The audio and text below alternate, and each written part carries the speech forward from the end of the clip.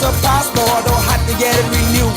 The inside park, the crowd outside, the line won't even move. When someone walking and out, the new passport in their hand, I pour in sweat, ain't get served yet. Boy, tell me what you do. He said, tip, tip, tip. What? Everybody want tip. If you want to get some service, you know you better tip. Tip, tip, tip. Everybody want tip. If you want to get good service, you know you gotta tip. Now them hotel workers just brag about their tips. Try to take it away or touch their pay, they'll march on you quick. They spend it in Miami, trying them luggage home. When paying time, they gotta die. Now customers one day, only one day. Tip, tip, tip. Everybody want tip. If you want to get some service, you know you better tip. What? Tip, tip, tip. Everybody want tip. If you want to get good service, you know you gotta tip. Yes, man. Tipping time and I ain't got a dime. Woo. Yes, man. Check this. Driving down the road, when I get stopped, police get out, running my boy, a cotton top.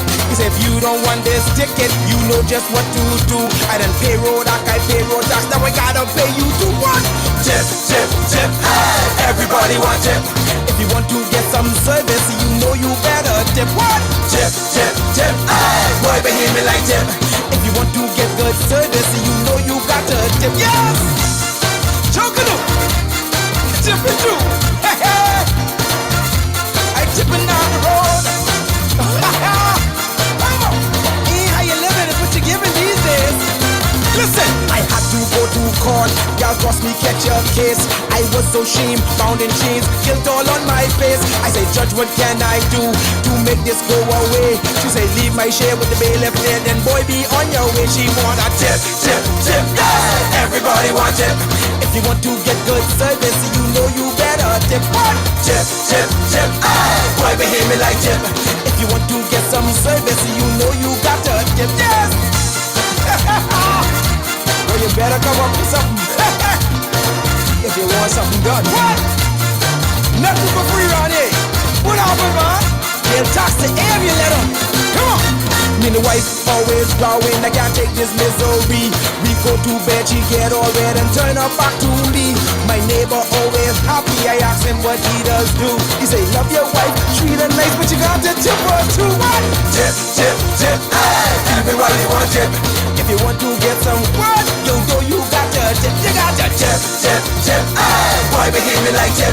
If you want to get good service, you know you got to tip. To drive your car, tip, tip. When you're at the bar, tip, tip. To fix your phone, tip, tip. Light your home, tip, tip. Customs want, tip, tip. Sweetheart want, tip, tip. Immigration want, tip, tip. Politicians want, big tip, tip, tip, tip. Everybody want tip. If you want to get some service, you know you better tip. Tip, tip, tip. Boy, behave me like tip. If you want to get good service, you know you got to tip. Tip, tip, tip. Everybody want tip. If you want to get some service, you know you better tip. Tip, tip, tip. Boy, behave me like tip. If you want to get good service, you know you got to tip. Tip, tip, tip. Everybody want tip. If you want to get some service, you know you better tip. Yes. Tip, tip, tip. Boy, behave me like tip. If you want to get good service, you know you got to tip. The aftermath of every social revolution brings about change. Cultural norms and landmarks shift as our minds and hearts expand beyond the familiar. To everything there is a season and a time to every purpose in the land of the living. This is our time to renew, revive, and restore the hope lost to the busyness of life. This is our time to dig again and rebuild from the storms of our past on a solid footing that holds. Welcome to The Foundation. The Foundation.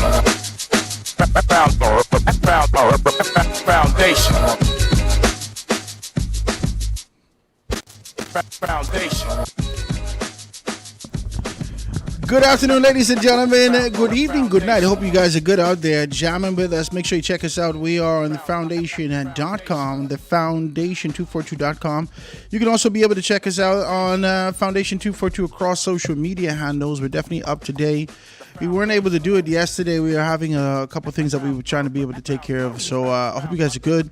We had a great conversation yesterday. So I hope that you tuned in right here on 89.5 FM Foundation Radio as we continue to be able to push forward and make some things happen. It is a beautiful day, and we are truly grateful to be in your presence, in your company, and you tuning in with us. So I'm definitely grateful for that. And I hope you guys are good today. It's Wednesday, preparation for the end of the week. A lot of things are happening out there. So I know a lot of persons are kind of gearing up to go on a little vacation, to do this, to do that. And some of the politicians aren't back yet. You know what I mean? Like, they're doing these things. I assume getting themselves prepared for the little holiday situation that's going to be coming. Well, the back to school to do, right? So you want to be able to make sure that you can give the little children, what's that? The little bags and the books and so forth and so on. It's really time to be able to give these children tablets and stuff like that. But, you know, you can't risk it. Next thing you know, your mommy take your tablet and she's spinning on the thing all night. She used to say, I must hit the thing. You need to stop, right? So it's a lot. And yeah, man, I think it's more of these conversations that we need to be able to have. We got to shut up, my good, decent people. Make sure you go down to Carpet Borough. Get yourself taken care of. We've been talking to you about that, the importance of being able to pick up your carpet, set up your place, make sure it's in a good position, even though you don't do this until the end of the year. You want to be able to get this thing done now. You get affordability. You get a couple dollars in your pocket. Throw a couple dollars at it now so you wouldn't have to have this kind of a mammoth bill at the end of the year. 341-8671, 341-8671. You can be able to take care of that. Also, you're going to be able to go down to Coco Plum Wellness. Coco Plum Wellness, they're located in two locations, in the east and in the west. So the extremities of Nassau. And they can take care of you. Is for the hydrocolonic. What's the hydrocolonic? Just what it sounds like. Hydrating your colon. That's what it is. It gives you an opportunity to be able to evacuate a lot of the things that's been built up in you for a long time, that kind of a thing that's making you feel sluggish. You want to go down there and check it out, man. She could be able to assist you. That's Dr. Teresa Adley Smith. And she's at Coco Plum Wellness Bahamas. You can be able to check it out. CocoPlumWellnessBahamas.com. Set your booking. She has great percentages off. She can be able to do those things. Coco Plum Wellness Bahamas.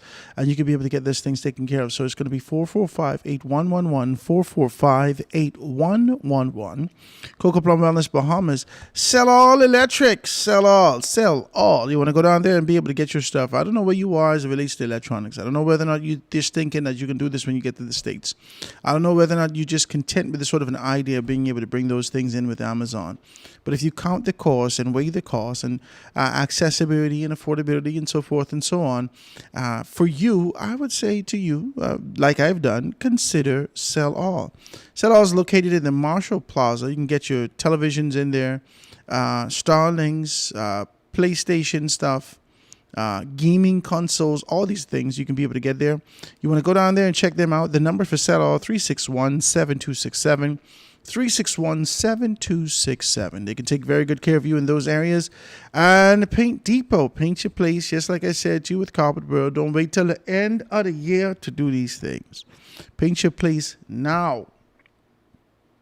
Get your place taken care of now. Put a couple dollars aside now so you can be able to have those things that you want. Even if you don't get the labor part done, you want to be able to have those materials that you're looking for to execute the job when it comes to the end of the year. You ain't got to voice up the little, you know what I mean? You're looking forward to this check. You're looking forward to all these things. You're going to have money. You figure you can do them. Man, listen to me. Don't do that. Take your time, pinch, and get what you need to get now in preparation. Right? And if you're in a business, you want to be able to keep your place nice and fresh and whatnot, always being able to keep the aesthetics up, you want to go and check out Paint Depot. They're located on Mount Royal Avenue, 326-1875, 326-1875. They can take very good care of you in those areas also. Go down to my guy, Garden of Eden. I don't know what he's cooking today. He ain't called me. He ain't tell me. I don't know what he's cooking today. I don't even know. Is he open today? I'm not sure. But you can give him a call. Garden of Eden has great Bahamian food, authentic, rich, nostalgic food that reminds you of your grandmother. And you know what I mean? Like your auntie who could cook, the one who ain't, yeah, you know the one, the decent one, right? She got about 6 children. You know what I mean? Yeah, she's the one. You know, a little weight on her arm with this shake, you know she could cook. That one. That's what the food reminds you of, man. You want to be able to go down there to Garden of Eden, get that thing taken care of. 819-5574, 819-5574. And they can definitely take good care of you in those areas. All right. And that's that. Guys, I hope you're good, man. If you didn't have a chance to, if you ask me, I'll tell you. I thought I had a hell of a conversation last night with Carlisle Bethel. I had a wonderful time. If you didn't check it out, go to on ZNS Network for July 21st edition and just look at the back of that. You'll be able to see me there. Just kind of scroll through it and look at the back of that. That was a hell of a conversation last night with Carlisle Bethel. And I'm hoping that the Free National Movement is put at ease now. I got a text. I got to read this text to you. I gotta read this text to you. This is the text that got me laughing, right? I was laughing. I thought it was hilarious. I laughed so much you wouldn't believe it, right?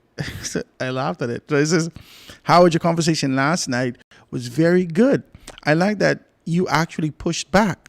Some hosts let their guests say anything unchallenged, knowing that it's garbage. He said, but I think you both had a great and respectful conversation. I think so also. So he says, hopefully this would put FNMs at ease about coming on your show now. I think it's hilarious. He was honest and direct without being direct. He was. I think he was. I pushed him into a kind of a direct position. He went roundabout, and anybody who can be able to read into things, I feel like he was saying some stuff without being able to peg himself to one specific position or another. And I thought it was good. He gave some history about the organization that attracted him. And for the most part, it was, and anything that attracts you is always one-sided. Let's just be very clear about that, okay? The attractivity and the concept and idea of being able to gravitate towards something is because something initially attracts you. Something initially catches your eye, your imagination, and causes you to gravitate towards that, okay? You like the woman. You didn't know she was smart.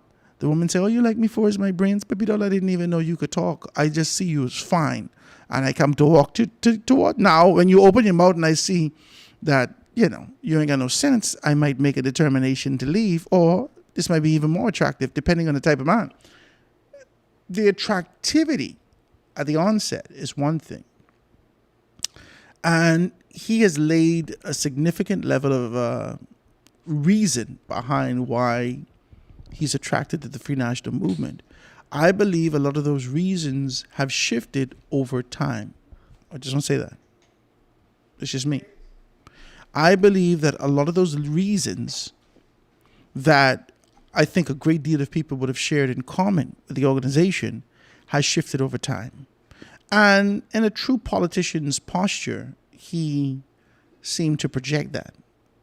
There's these particular negatives onto the PLP and indicate that this is what they were, but that cannot be.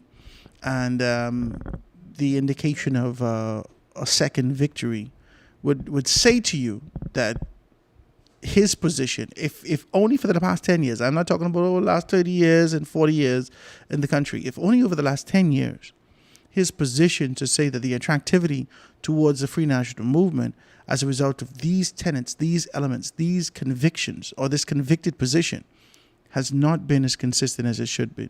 So go check that out, man. It was a great conversation last night. I enjoyed that. I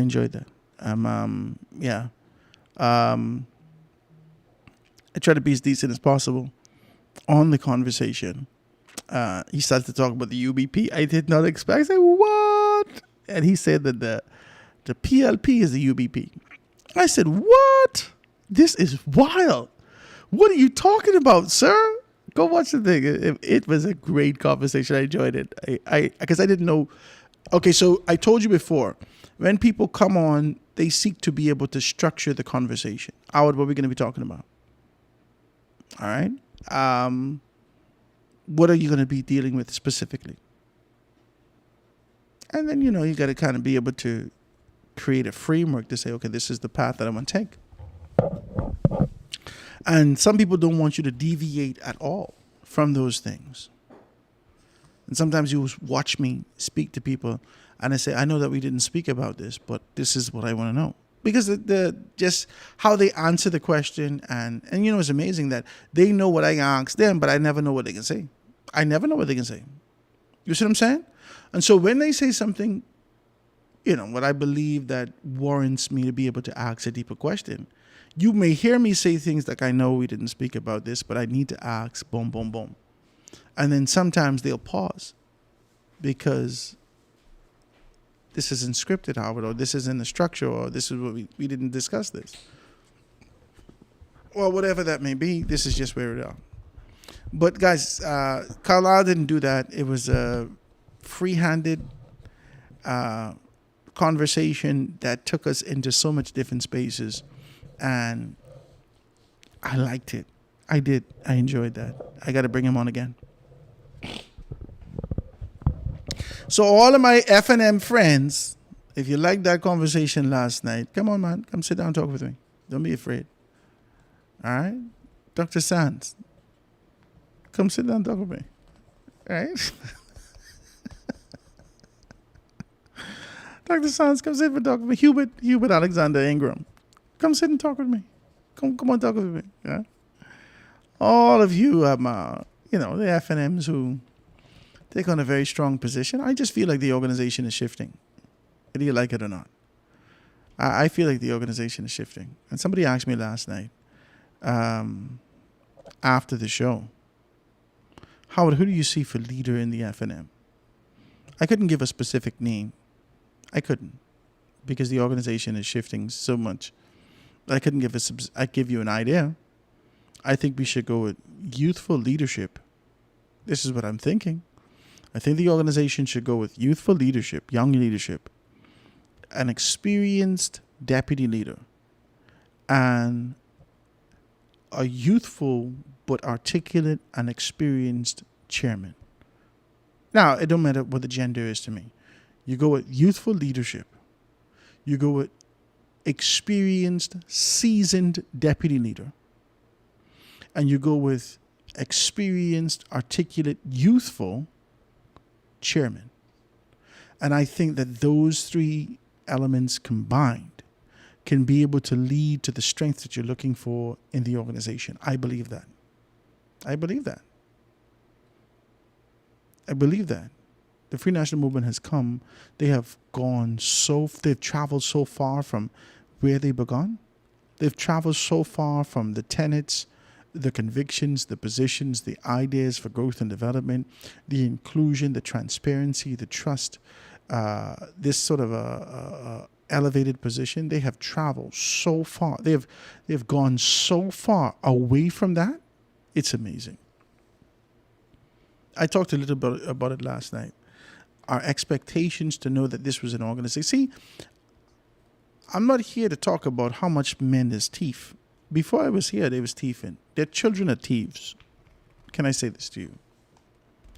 I'm not going to consume my time and trying to stop a man from thieving. He only can try to figure out how to be able to circumnavigate what I trying to stop him from doing as it relates to his natural inclination, which is thieving.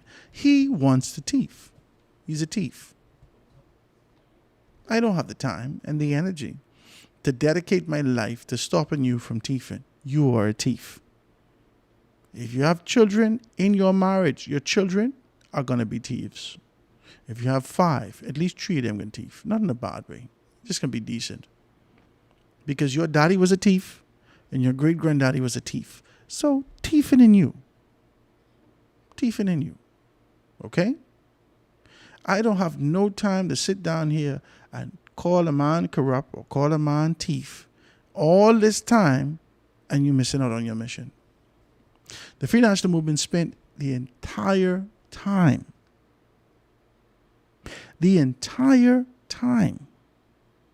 campaigning, saying the PLP can cheat and thief. What the hell are you doing? You're wasting your time. Why are you wasting? You told us the PLP is a thief from 1982.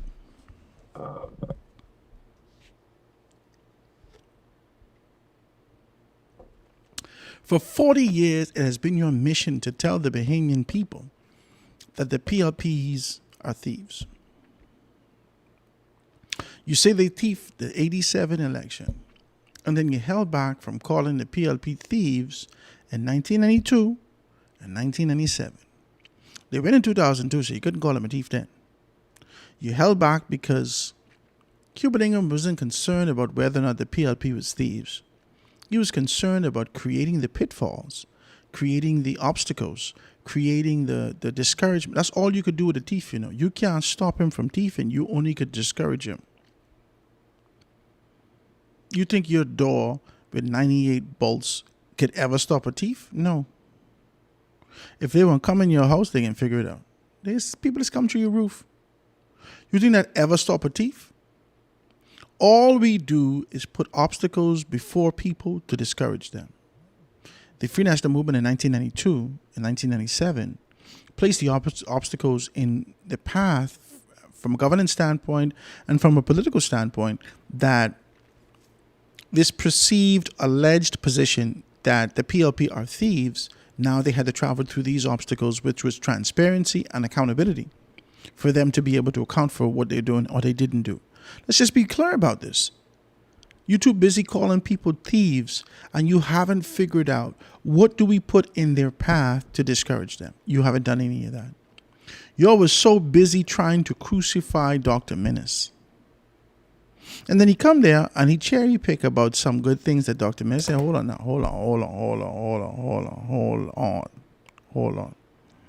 You can't throw the man away, dismiss the man. But now, in the aftermath of everything, you want to be able to cherry pick for what he's done good. I said not you as an individual, but the entire organization has taken on this kind of a position that they've dismissed an entire, you know what I mean? Like, at some point, go watch the interview. At some points, it felt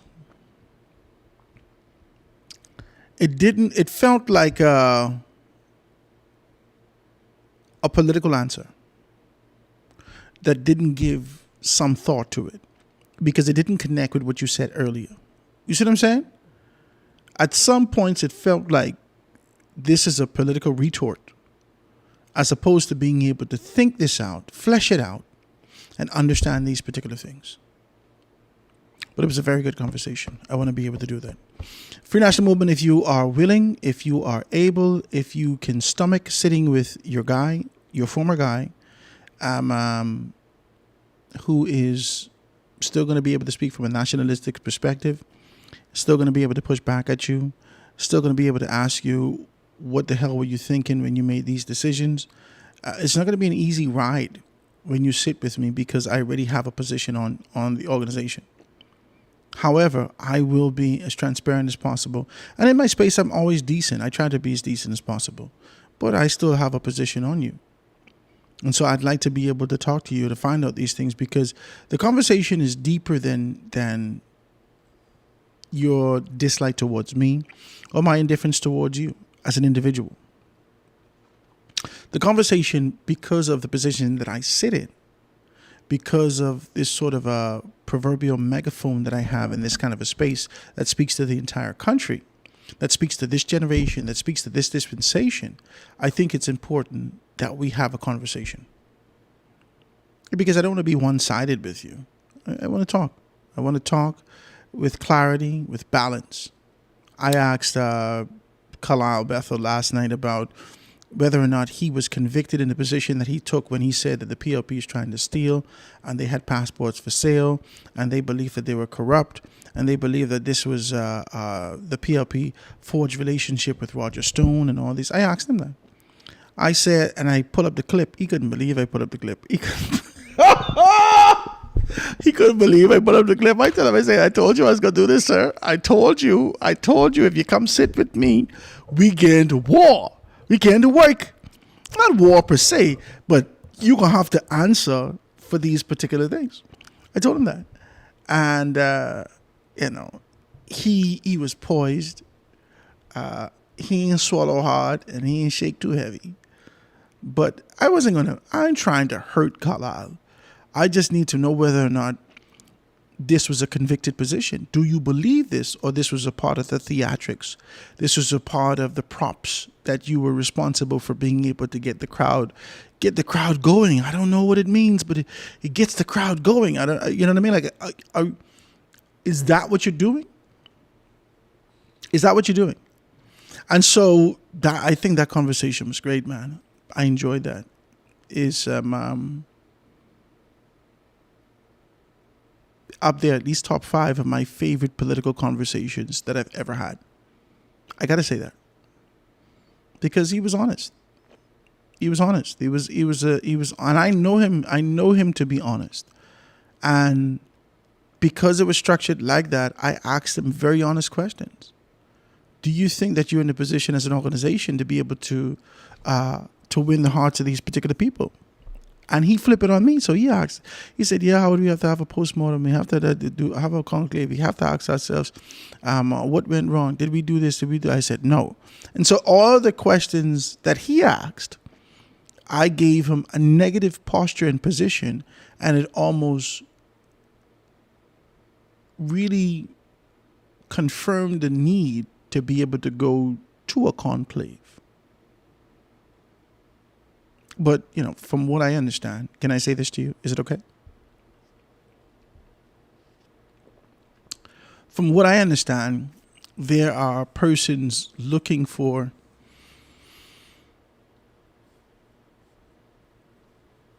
a plush, comfortable position for leadership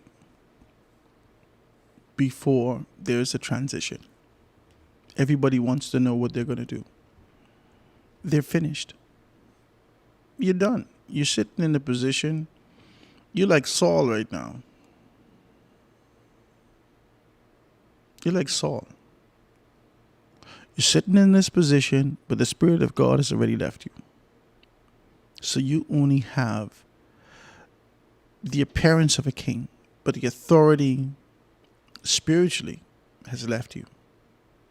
You have an appearance of an organization, but the authority to be identified as an organization that the people will choose and support and follow that space from a spiritual standpoint has left the Free National Movement.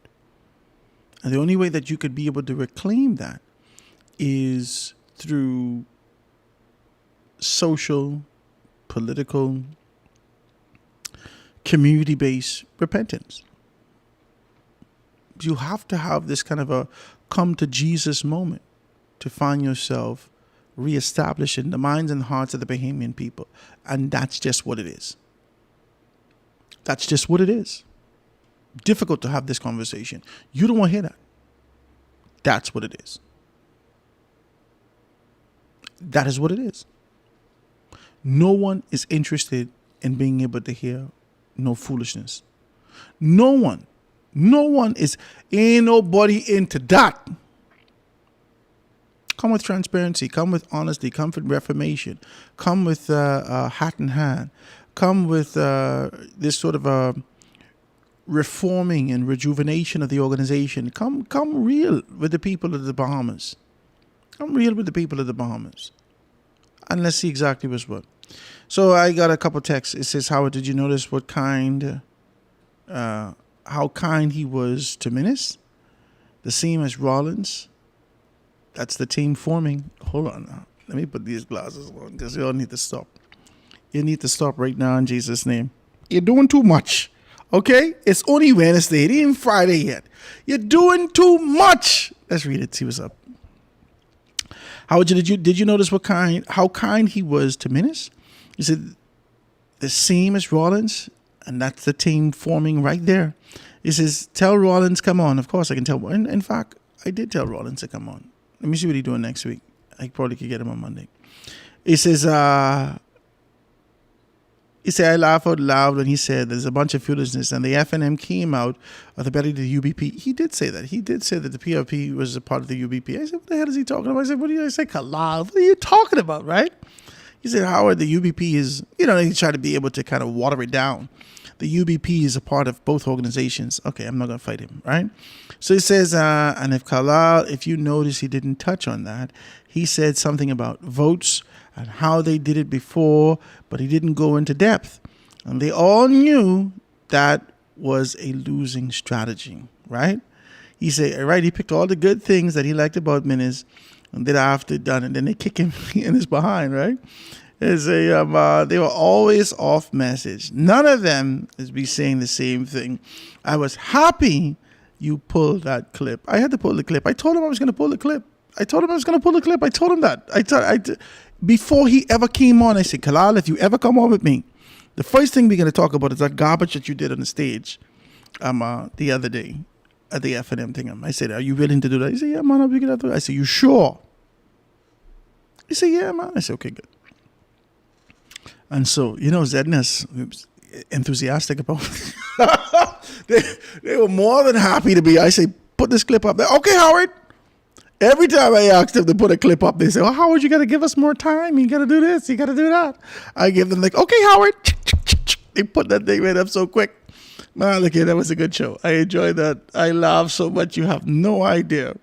I laughed at those particular things. And I believe that the Free National Movement has an opportunity to be able to revive, restore, relive their former glory, but they are, in my view, former kings. And another has been anointed as king. And this anointing reminds me of the days of old, reminds me of when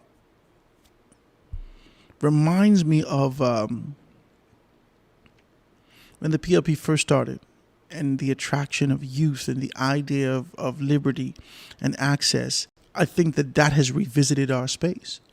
And the FNM is now back to a position where they're scrambling. I was talking to Carlisle a little after the show, and he said, Howard, who do you see as leader of the Free National Movement? And I said, I don't think you have a leader inside. Not that there isn't capable, qualified persons on the inside. Let's be clear. If we're looking at it through the lens of what we would have seen in the past, if history tells a tale, the Free National Movement will have to scout a new leader. Let's be clear. If history tells the tale, the Free National Movement will have to scout an external leader. The PLP is stocked of leaders, right? It is stacked right up, stock of leaders right now that can lead the country. Similar to the first PLP cabinet. There's more than one person in the cabinet that we could look at that has leadership quality and capability to lead this country in the PLP right now.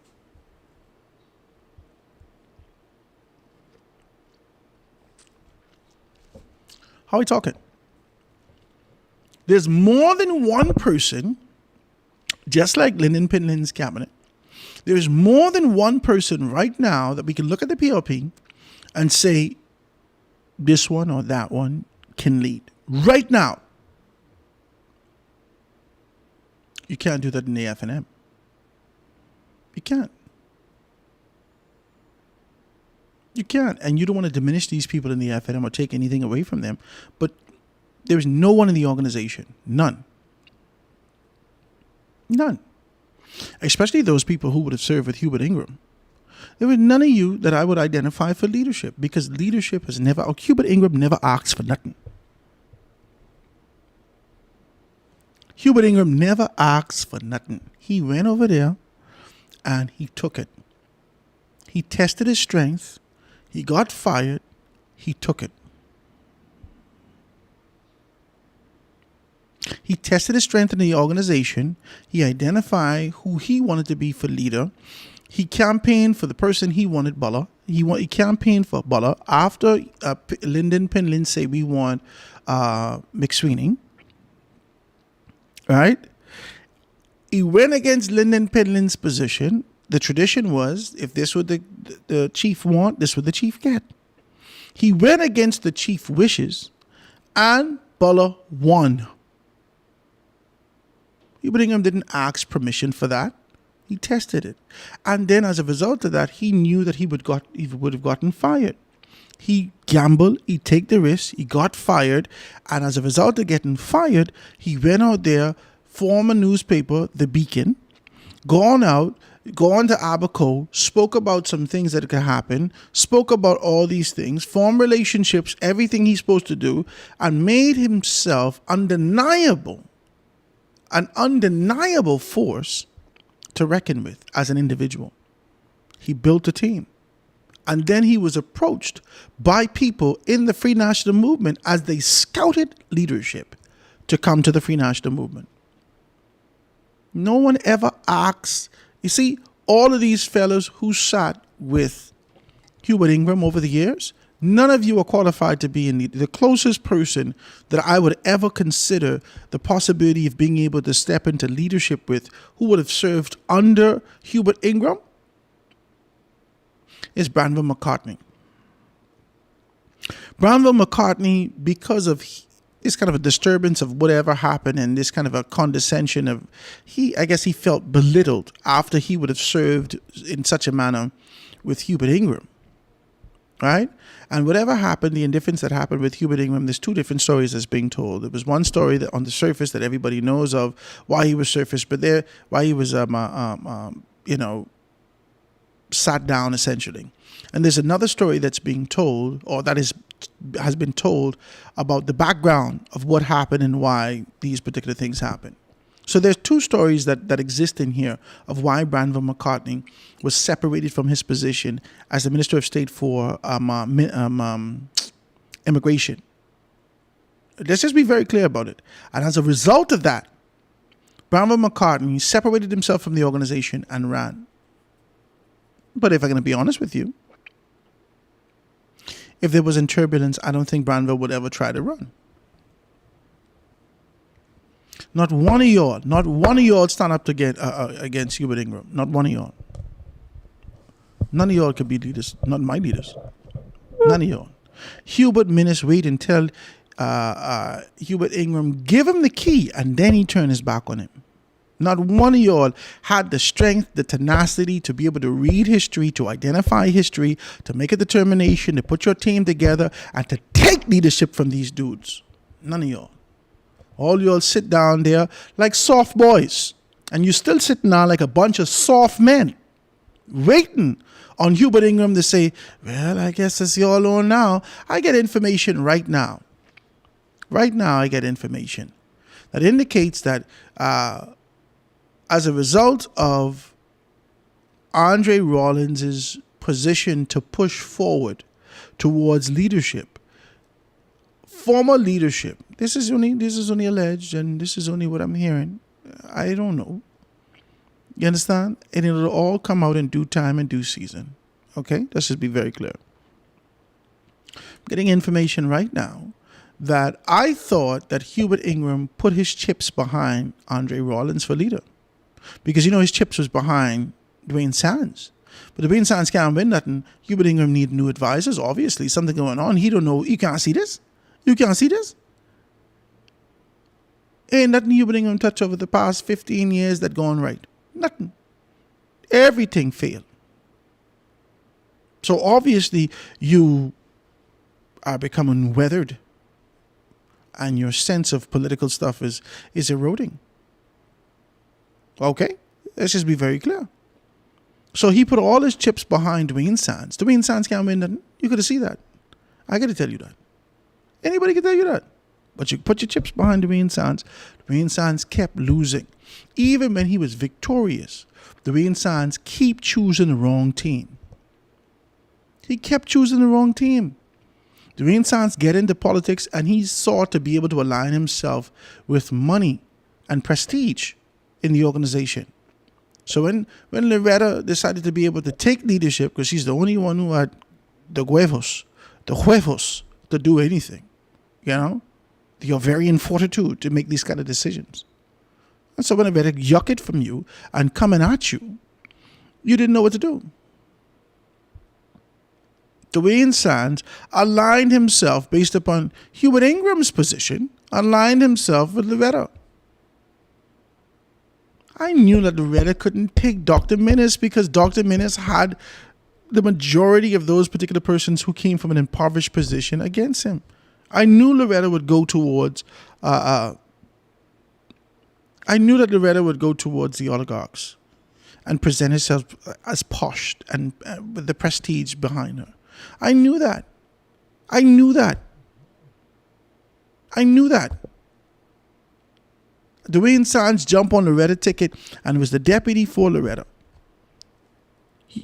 What I understand, he was advised to do that. First wrong move. Boom.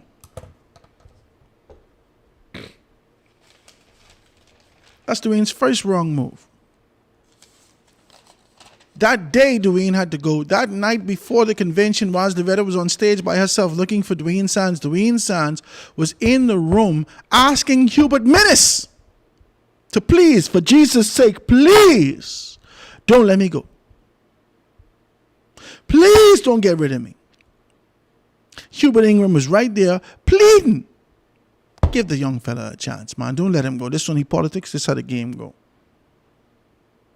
Not only did he get a chance, that he found himself victorious, he got in the cabinet. And the very first chance you get in the cabinet, you still gravitated towards this kind of a posh position. Screwed yourself again. For people who got money, you know. This don't make no sense. Why you have to show yourself favorable to people who got money? The reason you got money is to get the favor you want, because money answer everything. You didn't need to answer these things for these people with money.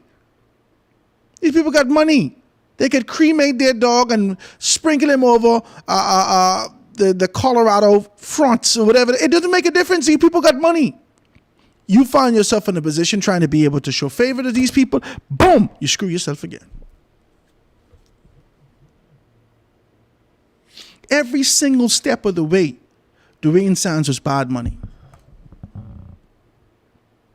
Every step of the way. Every single step of the way. This is Jesus Christ telling you, this ain't for you, and you wouldn't listen. Rebellious. Rebellious. Every single step of the way, rebellious. And Hubert Ingram put all of his chips behind Dwayne Sands. And every step Dwayne Sands make. Now, Dwayne, I don't blame you, Let me say this. I can say this to you. On the road to Damascus, when Paul went on the road to Damascus, his mission was to kill Christians. His mission was to kill Christians. He was blinded. This is why the proverbial scales fell from his eye. He was blinded by the mission. He couldn't see anything else except the mission. This idea that you had that was planted in your head by another man, Hubert Ingram, that you can be leader. I don't blame you for going all out and listening to navigate, especially from a man who would start in this position before. I don't blame you. But I don't think any of you have the spiritual understanding or the spiritual panoramic view to see what was happening. God allowed everything that you did to fail because Hubert Ingram sought to be able to put himself above the throne. Let's just be very clear about this. You don't want to hear this. And you don't like to talk like this. And Harvard don't talk, but Hubert Ingram, like he's above Jesus Christ. Hubert Ingram sought to be able to strategically make every decision of what should happen in politics in this country and being able to say, this is what's going to happen. And as a result of that, over the past 15 to 20 years, God didn't allow anything he do to succeed. Because there's no humility there. There is a puffed up ego. I've done this, I do that, with a rejection of supremacy. And who gave you this position? Now you seek to be able to say that you could anoint another to move in these particular spaces. That's not how these things work, sir. It's just not how these things work. It's not. And you follow right behind him like the lamb would follow Mary. Huh? It followed her to school one day. Come on. You following right behind Ingram, like the lamb followed behind Mary. And as Mary fall in a ditch, you fall in a ditch. Your political career, even at the onset, with the projection of what you was doing, and the value that you offered to Princess Margaret Hospital or to healthcare in this country, and to deflect and participate from a political standpoint, because there are a great deal of men that are participating right now from your vantage point that you existed or that you still exist in healthcare, that's being able to lend their voice to politics without being able to show their hands. You could have done that. You could have still done that. There are many men who are part of the church who are lending their voice to the direction of this country that are not necessarily showing their hand to say, I've done this or I've done that. You didn't need to be at the forefront. That's all I'm saying to you. You was bad money from the get-go. And not because you are bad stock, because you come from good stock. It's just that you align yourself with a man who's viewed himself as a god in politics in this country. And God got to deal with that. You don't want to hear that. Nobody want to hear that. You don't want to hear that. Howard, you need to. You don't want to hear that. This man is not Jesus Christ. He's not the Black Moses. He's not Jesus Christ. He's not Jesus Christi. He's none of these things. None of these things. He's a man like me and you. And the only way we get power is through alignment, through genuflection, through a very clear understanding of subjecting ourselves. And not my will, dear Father, but your will be done. And so you fall as a result of your following. And you've been bad money from the get-go. Every single step that you've made in politics was bad money. Now, I understand, is my understanding, that Hubert Ingram had removed those political tokens that he placed behind you in support. And I thought, or what I heard, is that he placed them behind Rollins. But it seems as though that is inaccurate. It seems as though that is inaccurate, based upon the information that I'm receiving.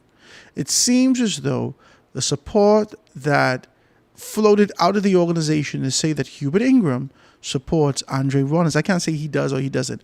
But it seems to me that at the forefront, when Andre kind of structured himself in such a manner to say that I'm moving towards leadership,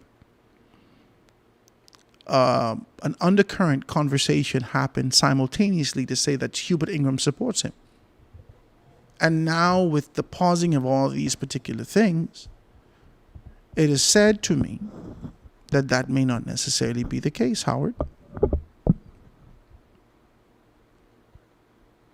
Yet again, all y'all grown men sitting down like little children around the campfire with your leg crossed, waiting for the chief Indian who can't see no more to tell you a bedtime story and choose someone to read it.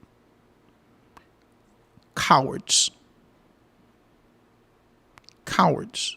Political cowards. That's what you are. Every one of you who keep waiting to see if Hubert Ingram gonna choose you ain't ready for this know-how. You ain't got no vision. You ain't set up your team. You ain't put your people together. You ain't do nothing. Loretta was the only man among y'all. Jesus. Y'all hate me for that. Loretta was the only man among mice. All scared to make a decision. Oh, what Hubert Ingram gonna say? Oh, you can't go against the chief. What the hell are you saying he didn't have his chance? He didn't finish. How the hell you could run my era and your era? How you could be here doing me? You're doing too much. Sit down, man. Sit down here. All right? Here. And learn to knit. Do some crochet. Find something to do, man. Play some bingo. Do something. No. This man who don't even understand the nature of politics and how things are changing around the country, you're all putting him in there. Y'all got to stop it, man. Stop it. Stop it. Cowards. Loretta's the only man among all y'all. She stands strong and she take a cut behind. All y'all man gang up on one woman. That's what y'all a bunch of cowards. All you old bunch of man jump up and try to beat down a woman who had the courage to understand that I come from greatness. I come from greatness. That in my blood.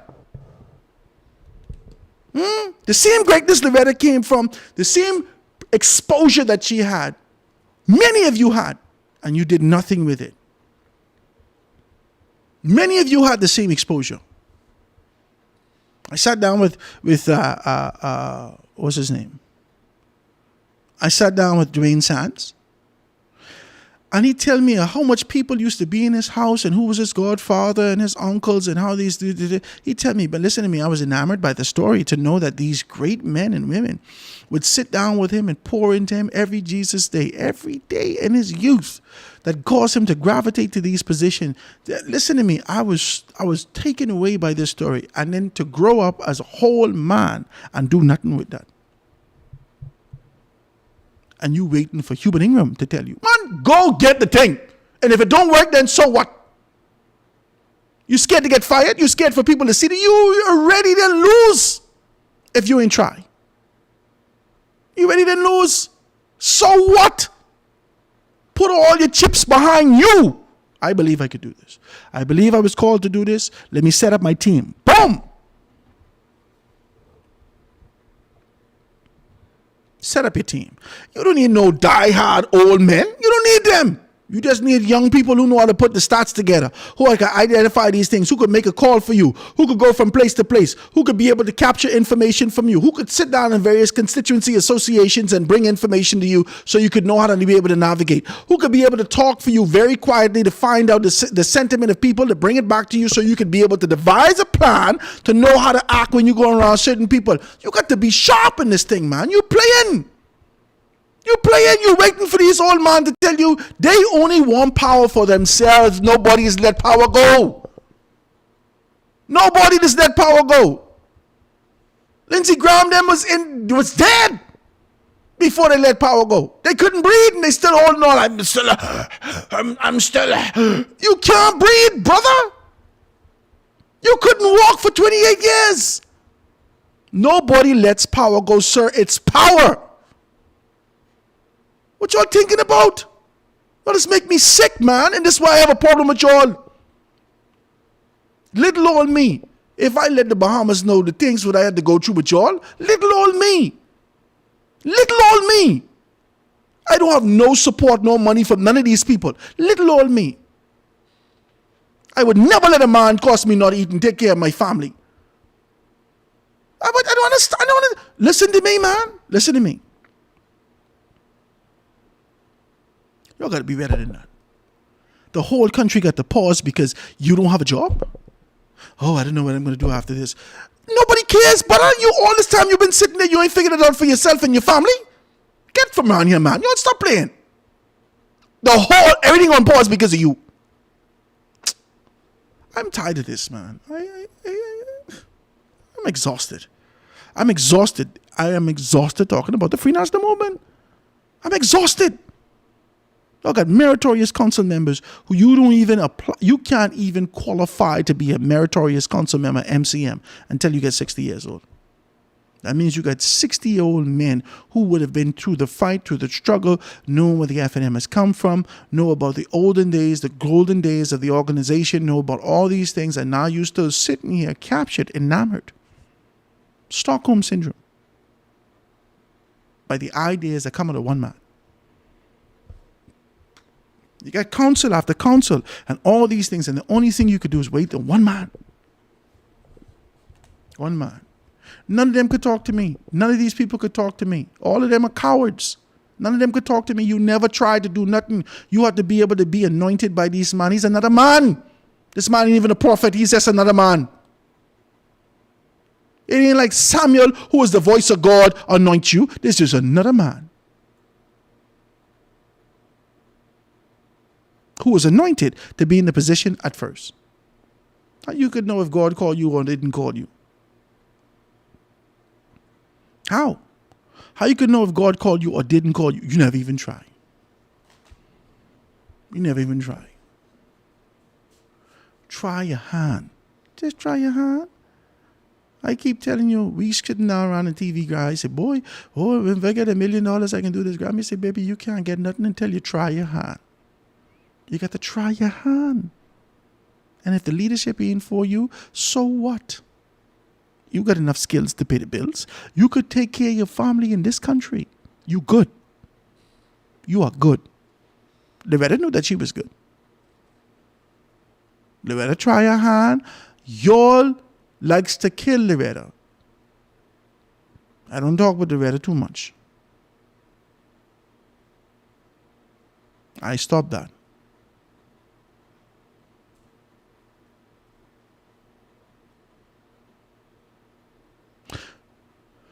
Loretta try her hand, and y'all likes to kill her. But when the first time she get an opportunity, she think about everybody. You're all a bunch of cowards. Only thing you could think about is yourself. First thing Loretta do when she get in, she look at Rodney, she look at Branville. She diversified representation in the Senate to say that this is what you could expect if ever afforded the opportunity to lead. Courageous. She put an undeniable team together. Loretta was able to do some stuff. And y'all put a dagger in her back and then you yuck it. Bunch of men. Lying, conniving, sniveling men.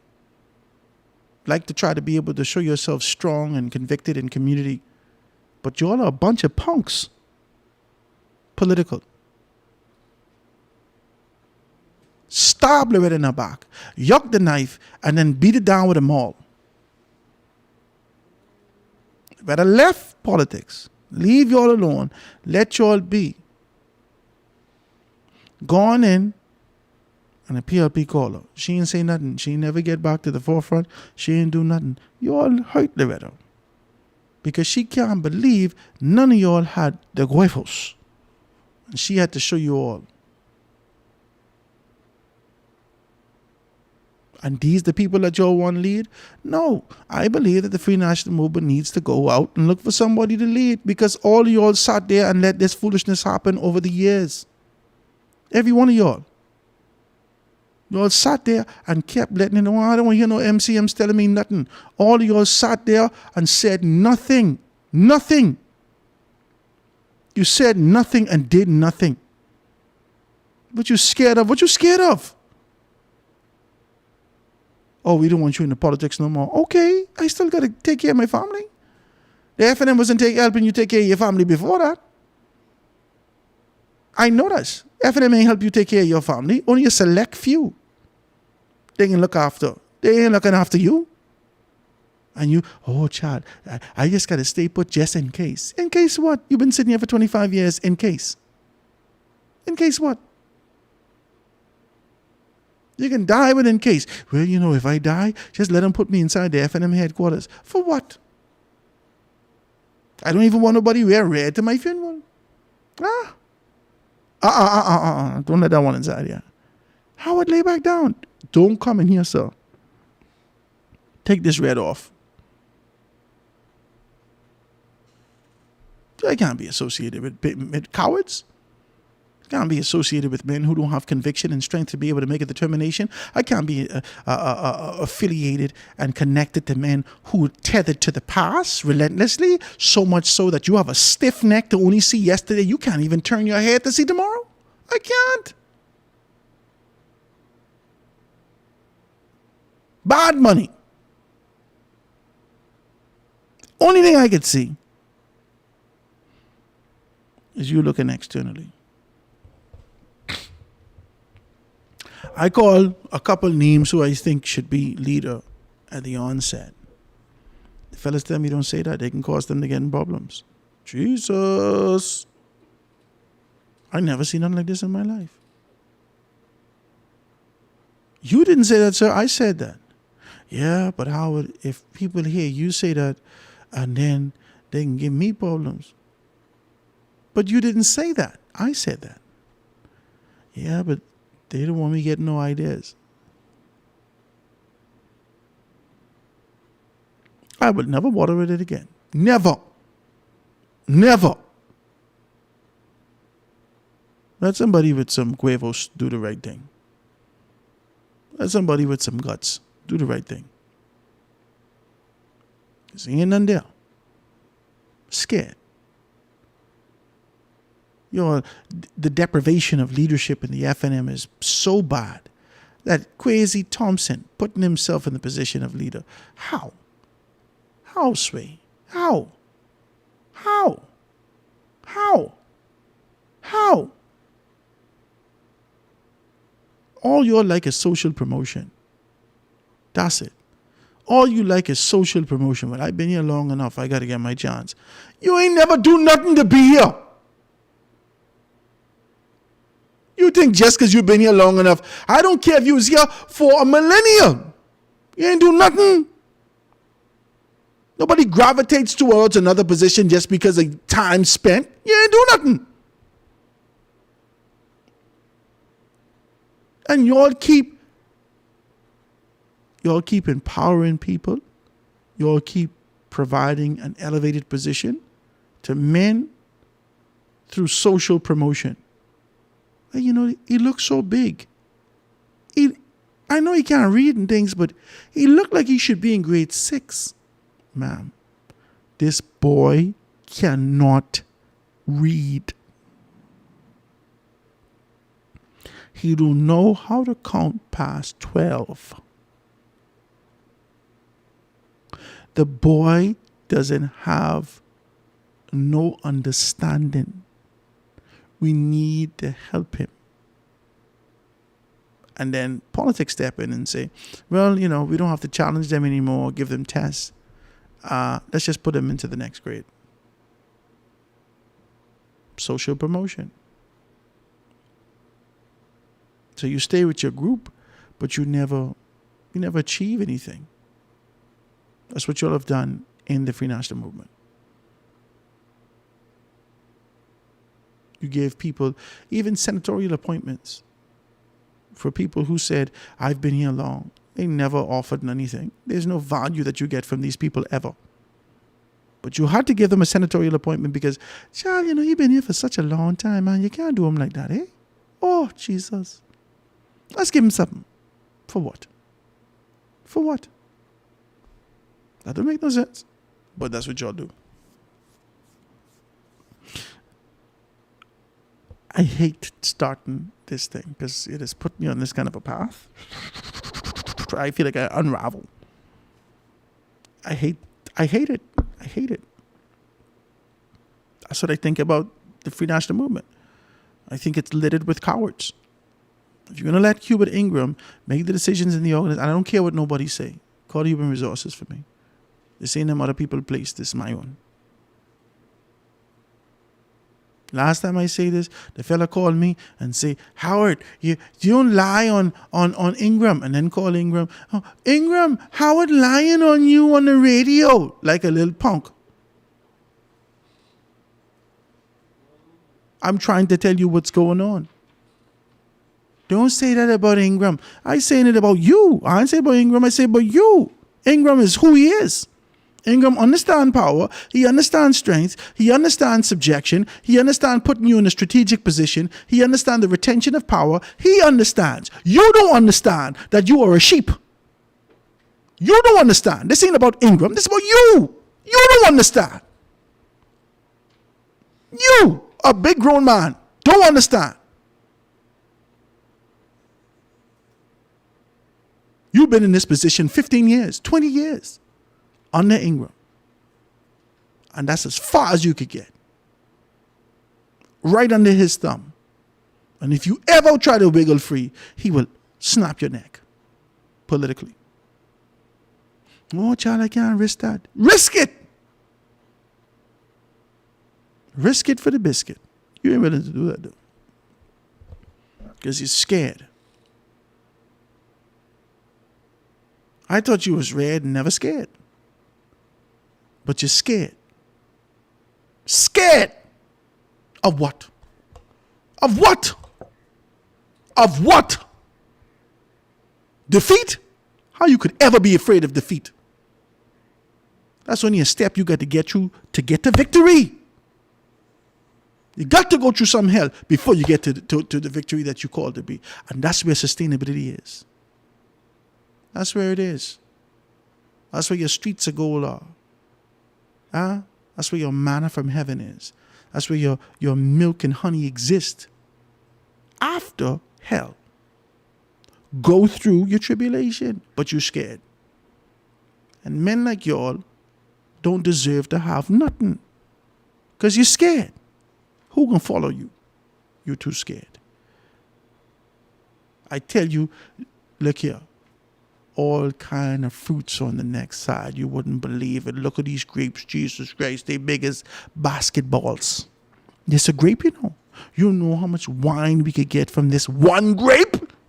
Mother sick. You see this? So if the grapes this size, you could imagine the watermelons? Woo! Listen to me. Let's go over there. You in the corner talking about, yeah, but you see how big that man is? They're like giants over there. Shut up! Now some of us can die. You choose if it's going to be you or not.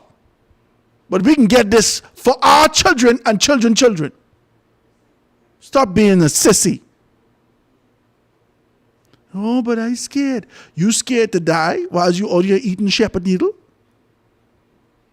And God said that's ours? Let's go. Challenge authority. Hubert Ingram did it.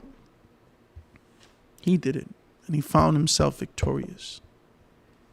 He took power. He deserves the position where people say that he exists. He deserves the position and be able to be teetering back and forth as potentially being identified as the number one leader in this country between him and Lyndon Pindon. He deserves that because he fought for that. He fought for that. Y'all scared. Scared.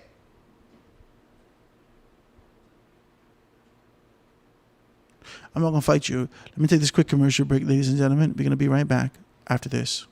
The Foundation with Howard Grant. We'll be back right after this. The foundation.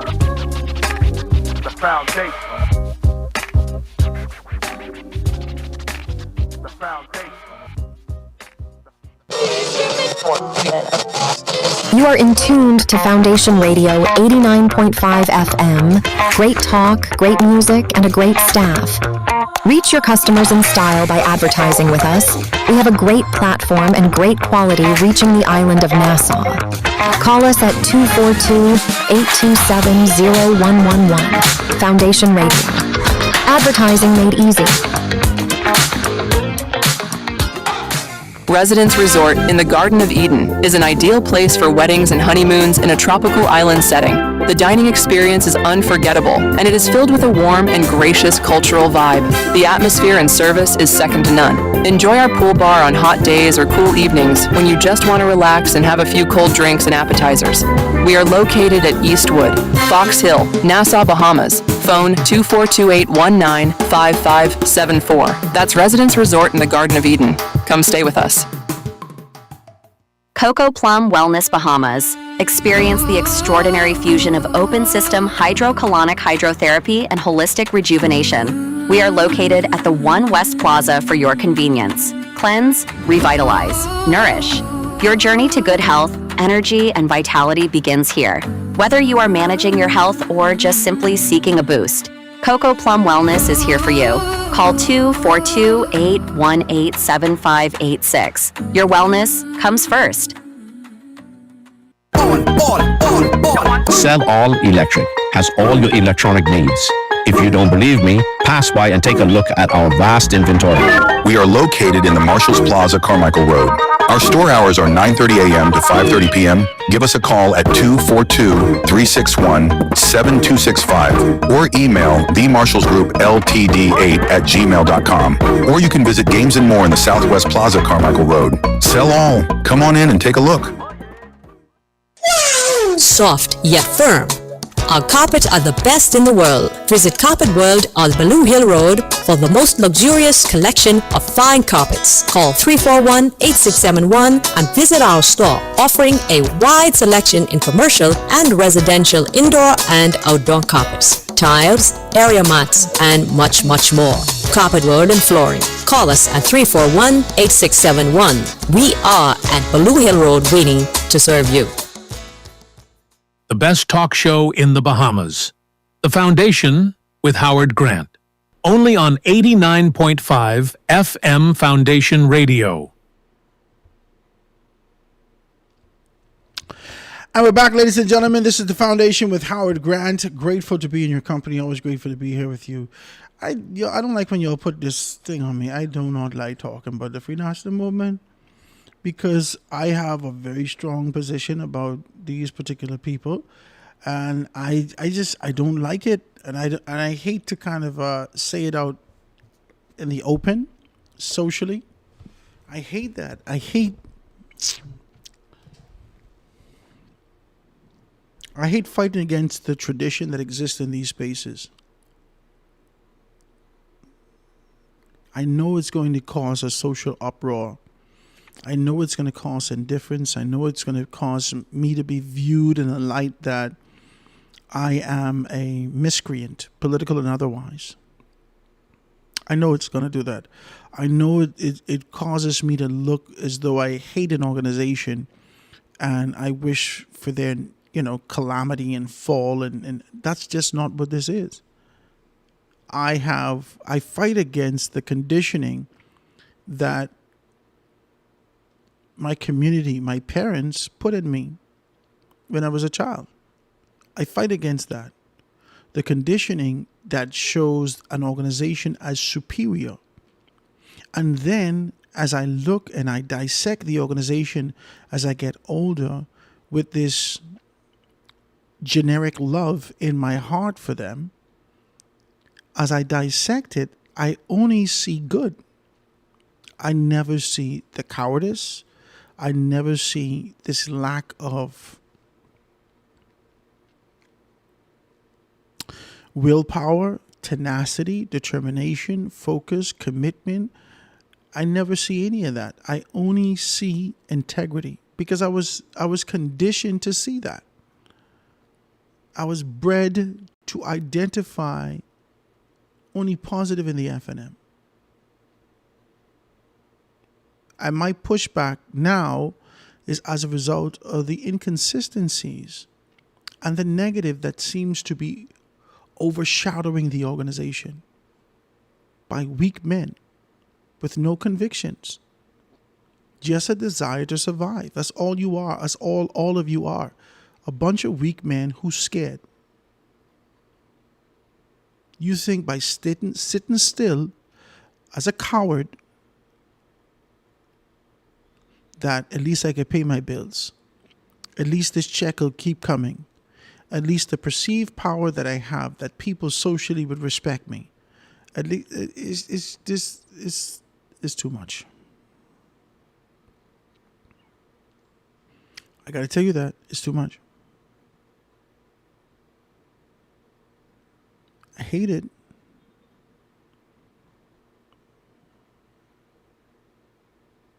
And the closest strength that we would have seen in the organization that presents itself strong and determined to be able to move forward was a woman who men conspired against, to destroy.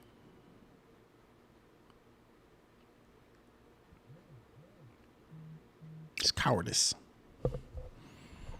If you ask me. Maybe you didn't ask me. Maybe I'm just giving you too much information. Talk to me. Nonetheless. So it says, the PLP bench is much better. You can count about 7 or 8 right off the bat, right off the top of your head in the PLP right now, who's capable of being able to move towards leadership. And then it goes further. It says, I can't even get 3 in the FNM right now. Howard, from my relocation during that time and from some of what I've heard from LBT, Loretta Butler Turner, is that Ingram did not support and he supported Menace. They all threw LBT under the bus. That's why she left them. We forget Kwesi in this race two-way for leader. I ain't gonna read that last one because people just get sensitive. Because they got $2, they'll give it to their lawyer. Praise Jesus. We ain't getting into nobody business. I'm not prepared to do that. I'm not prepared to do that. Let's see if we got any other text over here.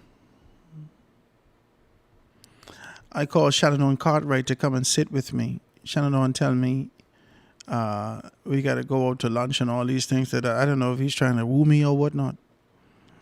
I don't know what the hell.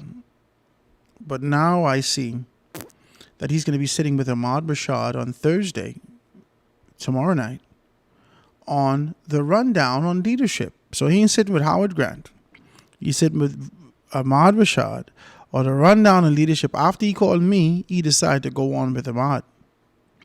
You all have to stop this.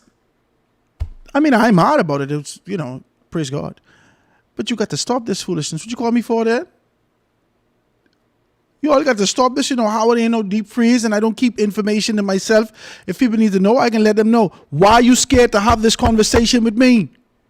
I ain't going to pretend with you, and I'm not going to hit you with the flowers. What you doing?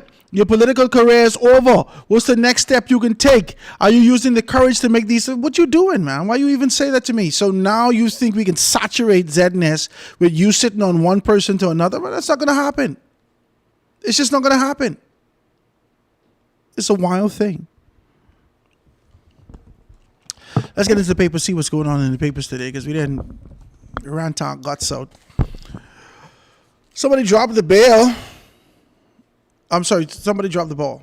All right, so it says in a murder for key witness, Carlos Reed calls for accountability after murder accused allegedly breached his bail 81 times before killing. That's in the papers today. Pilot awaiting murder trial admits to having ounce of marijuana in his prison cell, cell. So we can be able to see that. So 2 men killed in separate shooting incidents less than 10 hours apart. Listen, I just want to know this. Why would you wait till 50 years old to get shot? You know what I mean? Like, all you hear graying out. You should have been just relaxing. Taking your Metamucil, making sure that you get a proper fiber. You know what I mean? You got to take your magnesium glycinate to make sure you get proper magnesium in your system so your cough don't freak out when you wake up in the morning. You know what I mean? Like, these are, you got to take B12 now to make sure. Talk to me. You think it's time for me to be doing foolishness with these people talking about drugs and running up and down? I ain't got no time for that. But I can't fight you. Bahamas Christian Council calls for balanced approach to the sexual offenders registry. The Bahamas Christian Council has called for a balanced approach to the sexual offenders registry, arguing that while protecting children and vulnerable persons must remain the nation's highest priority, making the database fully public could create unintended consequences.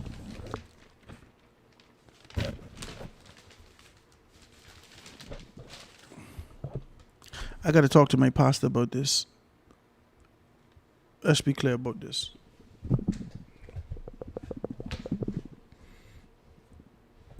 This don't make no sense.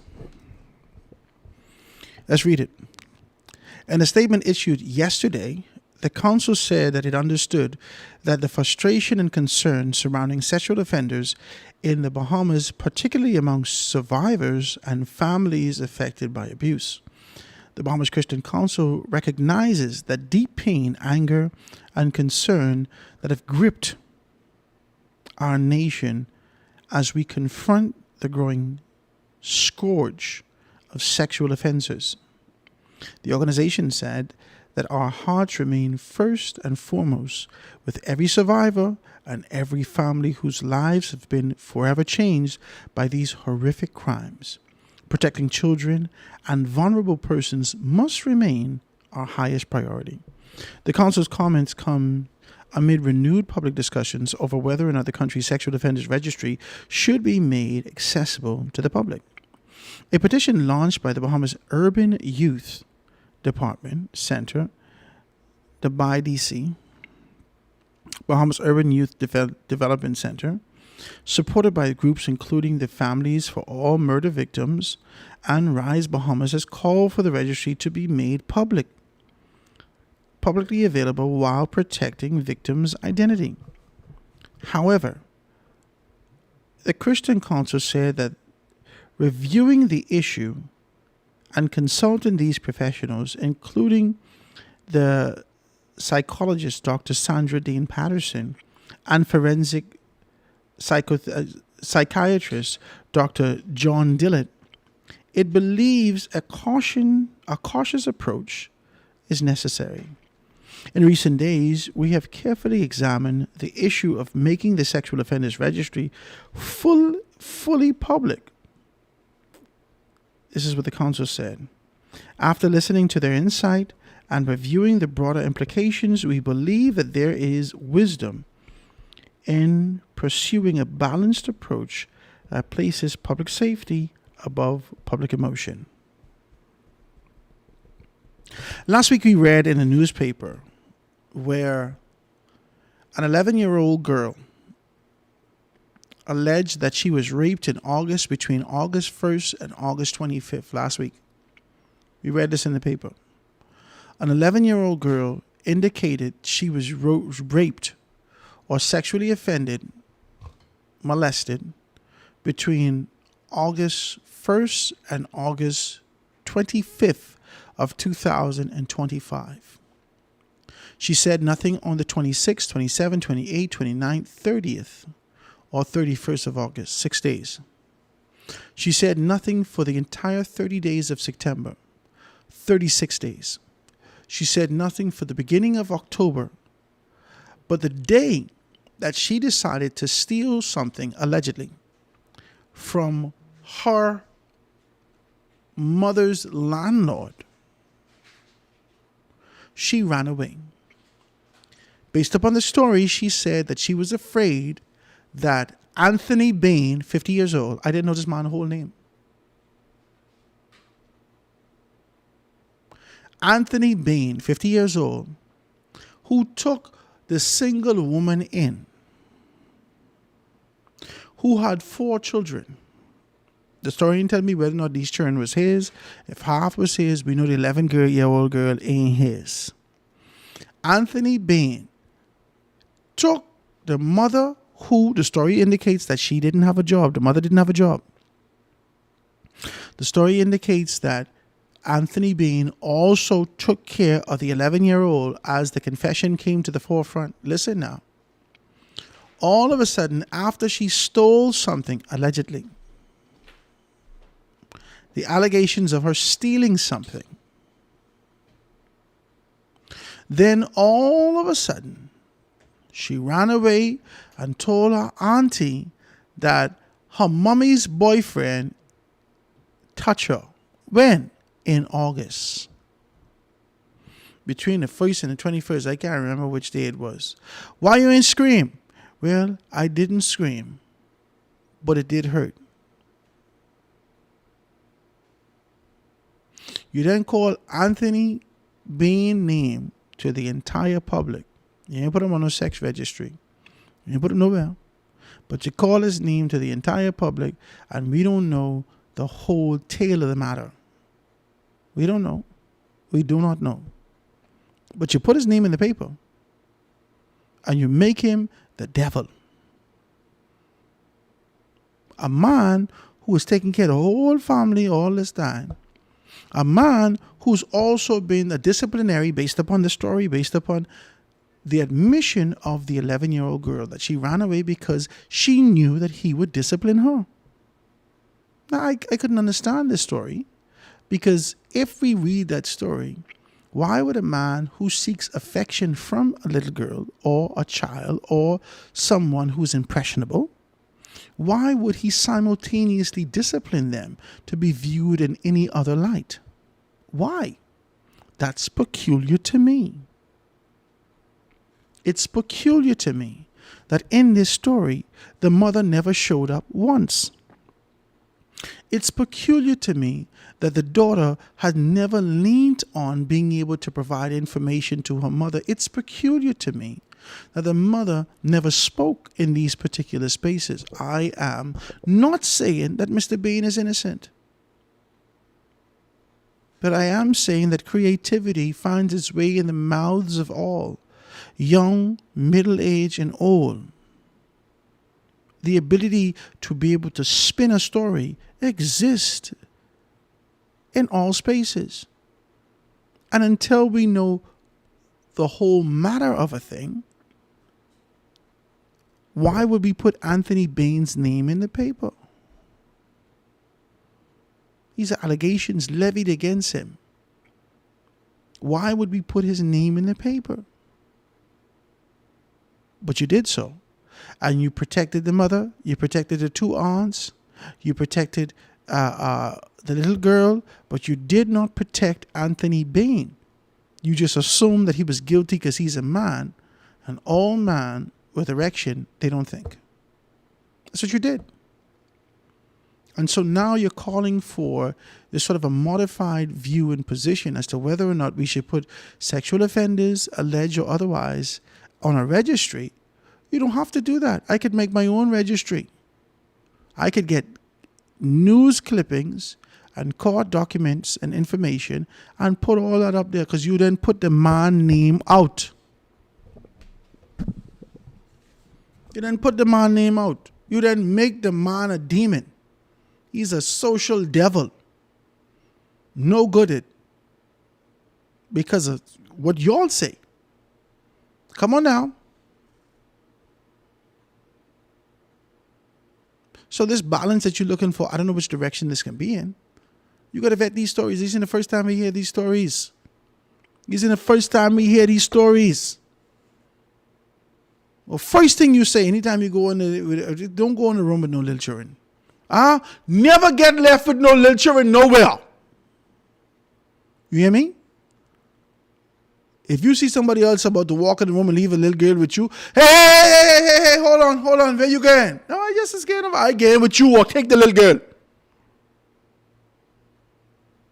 Especially if that ain't yours. If that ain't your child, take the little girl with you. Do not leave the little girl here. Now this man, Anthony Bain, who was only looking for a little affection from one woman, who really didn't have a bunch of children, not in a bad way, is a sexual deviant in society. A man who had a job and paying for what he only could afford, which was a little efficiency. You made him a social piranha, a demon.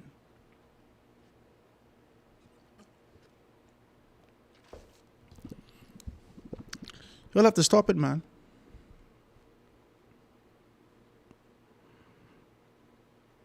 I believe after we then look through these things and we could see that there is,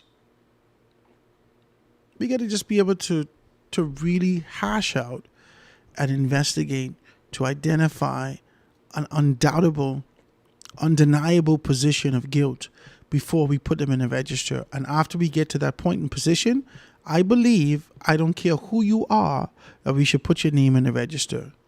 I don't care who you are. One of the most disgusting things in my life is little girls.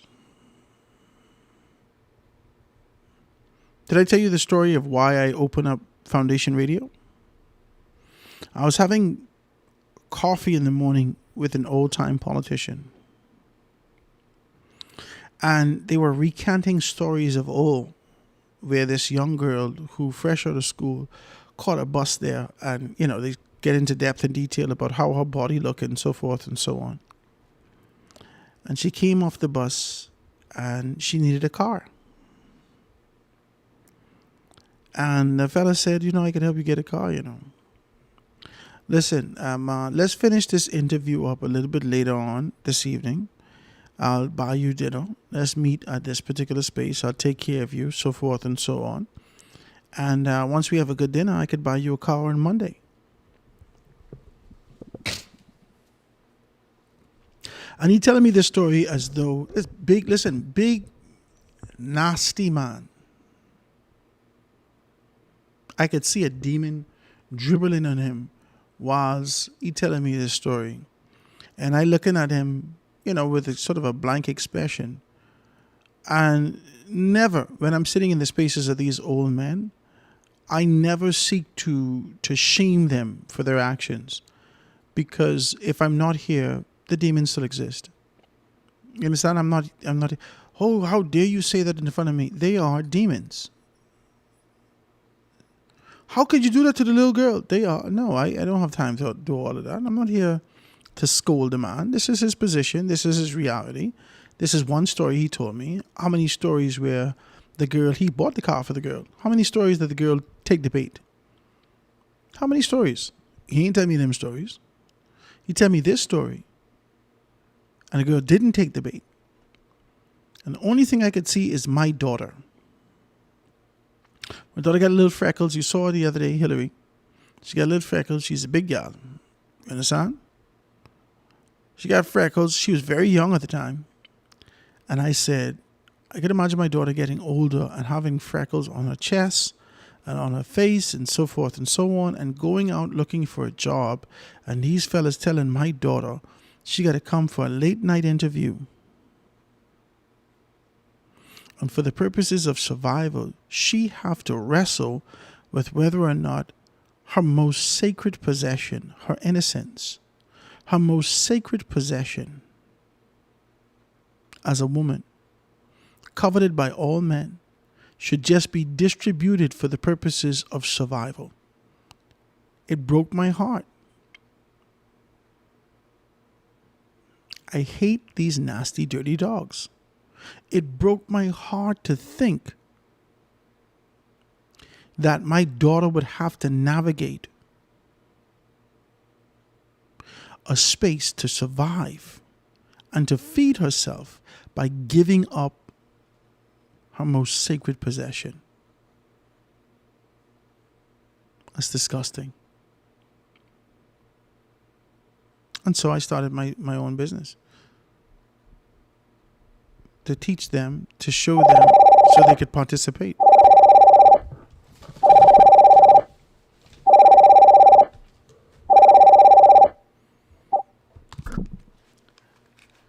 Good afternoon. Thanks for starting the foundation. This Berenice? Yes, good afternoon. God's blessings to one and all under the sound of my voice. Berenice Johnson, the original. What's up, Berenice? I heard all of your monologue, and I am here to share. Go ahead. That now that the wrap-up of my retirement of the entire 1980 to present, that shall address all of these outstanding matters where external forces attempted to destabilize these Bahama Islands.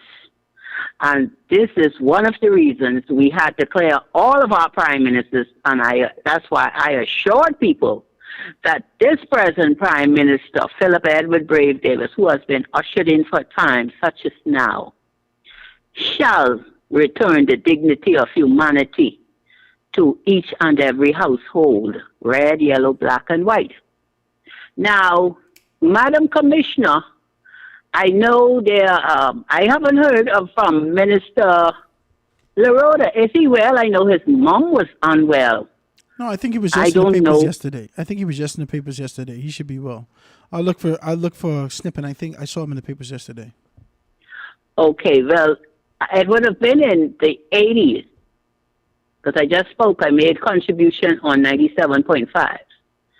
When both prime ministers, they weren't prime ministers then. One was Minister of Health and one was, I think, Minister of Housing, Mr. Ingram and Mr. Christie. They stated to identifying the system and breaking the cycle. And that is where we went esoteric, at least from 1980, to address this in compliance with all third world nations, and especially in the Africa diaspora. Okay? So therefore, we must have an open discussion from the Paul Farquharson Center, because that is where the government, the federal government agencies requested it from 2008 when I was posted in the foyer of the House of Assembly. Now, I see where the leader of the FNM is stating about some monies that I think was not accounted for. Now, he must tread very softly, because there are 8 suspects in the FNM, and everything will backfire. I see you were doing a political dance for leadership. The FNM is in self-destruction. And don't blame it on Mr. Ingram, okay? Because you have certain personnel. I must be cautious in how I don't want to come out and identify them, because the PLP chairman, Mr.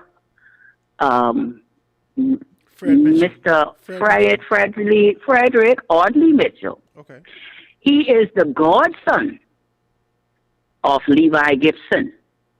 And I know he has certain information that this nation ought to have been financially independent years ago because of Nora Hanna, the late Nora Hanna, who was a stalwart counselor from the Pond. Now, we will share that because we have to come in discussion, because the late Muff Roll, all he spoke to, you remember when he said every 5 years the government will be shifting? Do you recall Muff Roll I can stating that over the airwaves? Yeah, I can remember that. Okay. Well, when they established 96.9, they are not journalists. That's number one.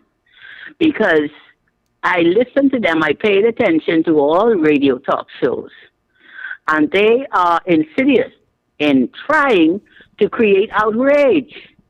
And the outrage will not happen because we must become one Bahamas, and it had to be dependent on causing the AI regeneration of imagery and other voice now that you know that is happening worldwide.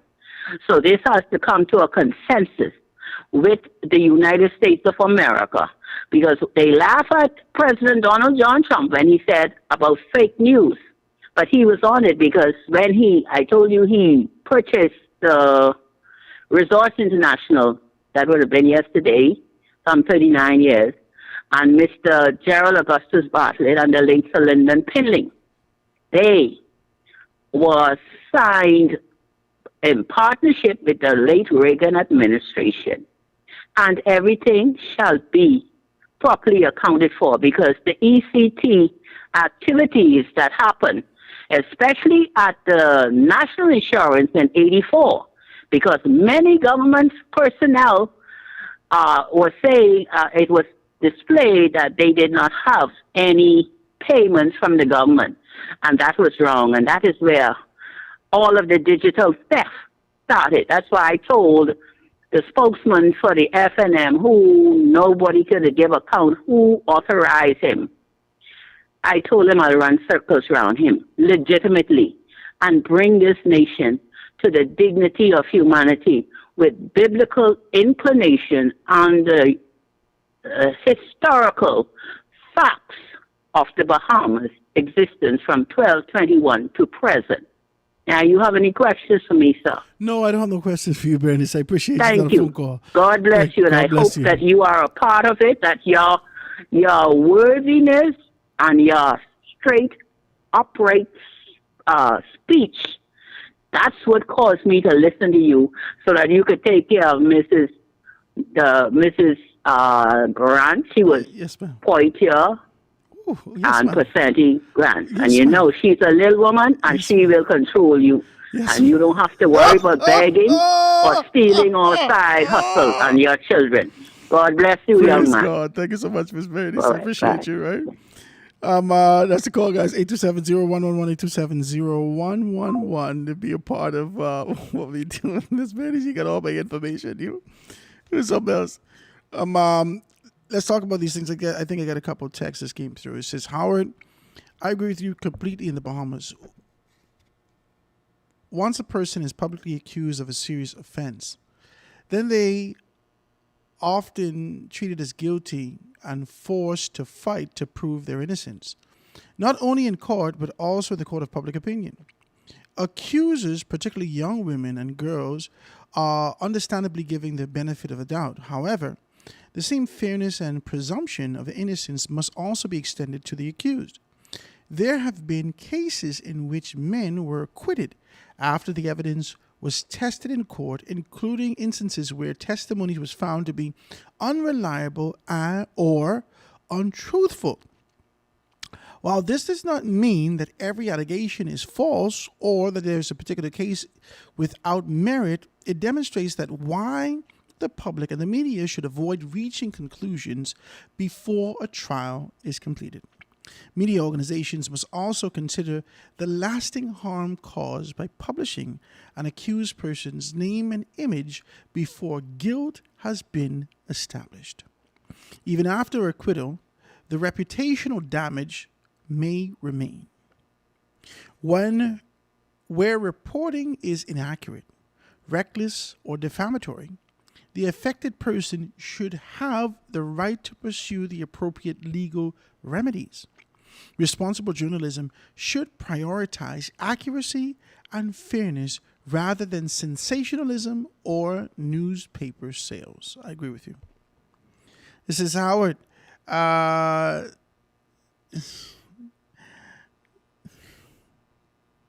don't want to talk this way, eh? Yeah, I agree with you. I ain't gonna talk with it. I'm getting these people business politically and otherwise. That ain't my business. That ain't my concern. I just want to talk about this as we kind of wrap up the show and talk about these things. We're identifying this here. I don't disagree with the fact that the Christian Council has taken on this kind of a position looking for a balanced approach to the sexual offenses registry. I don't care how small society is, we could live on the top of a pinhead as a community, as a country. If you are a sexual offender and you're having sex with a 91-year-old, if you're having sex with animals, if you're having sex with little children, little boys, if you are a pastor, a preacher, a deacon, and you are accused of these particular things and they find this to be wrong, if you serve time for it, you're still registered for this particular position. It doesn't matter. It doesn't matter. I don't have a problem with the registries of these stuff. I don't have a problem. I wish we could. What's the movie with Tom Cruise? Not Vanilla Skies. The next one, Minority Report. I wish we could Minority Report and lock you up for your nasty thoughts. Yeah, I wish we could figure out who are the perverts in our society and just break in your house and lock you up. Hey, Howard, why'd you lock you up? Because you was thinking about doing something sloppy. And so we lock you up. I wish we could do that. I have absolutely no problem. Let's be clear about this now. I have absolutely no problem with being able to identify sexual deviant in our society. Raping 91-year-old, taking little girls and raping them, the little girls who go missing, and then all of a sudden he's found. They were found, but most of the time we don't even know if they were found well. You understand what I'm saying? Every one on our phone licking off. Every one on our phone in the country licking off. We see a 15-year-old girl. She look busty. She look like she grown. Everyone dismisses and say, "Oh, she on a man," and throw the phone down. We know the tradition of our society. We know the rhythm of our society. We know the root of our society. We know the engagement, the sexual appetite of our society. We know these things. We know all these things. You understand what I'm saying? We know all these things. Huh? We know these things. Now, all of a sudden, the little girl found, we don't know where you been. She ain't telling nobody because she getting back there next week. Not only she came home satisfied, she came home fresh up and with money in her pocket. Automatically identifying her most precious entity as a cash register.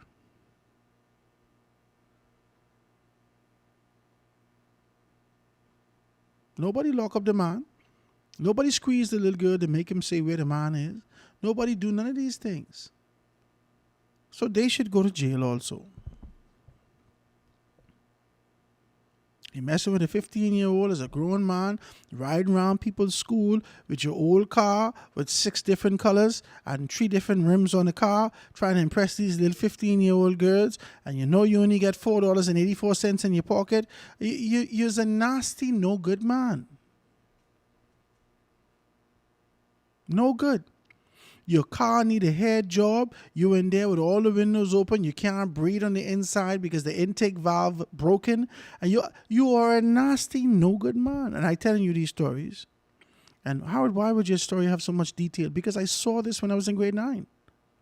I saw this with 9th graders. The same 9th graders talking about, Howard, I always used to like you when you was in school. Ma'am, don't you know I went to school with you also? How you could dare like me and you had a boyfriend older than my daddy when we was in grade 9?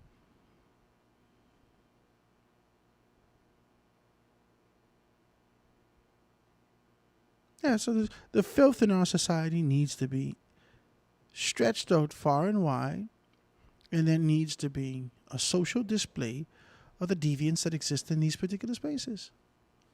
Now, when you get 18, 19, 20, nobody can get in your business. But when you're around here 15, 16, 17, come on, man. One time ago, the fellas used to look at the guys and say, 2 more mango season, 2 more mango season. At least they give them a chance. Talk to me. This ain't nothing I condone in. But I know historically, men would identify younger persons and still seek for maturity. Now, you don't even wait for maturity. Nobody just eat a green dilly. You can get jaundice.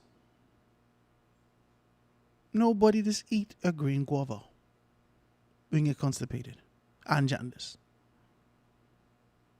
There's no need to be able to force ripe these environments. And then you go back historically and say, well, you know, back in the Bible days, these girls used to be 15 years. Sir, stop it. You're not in the Bible days.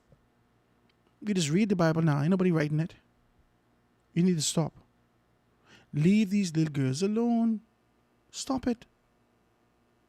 You hear the thing that I'm supposed to be able to champion this sort of an idea that you say, no, leave these little girls alone.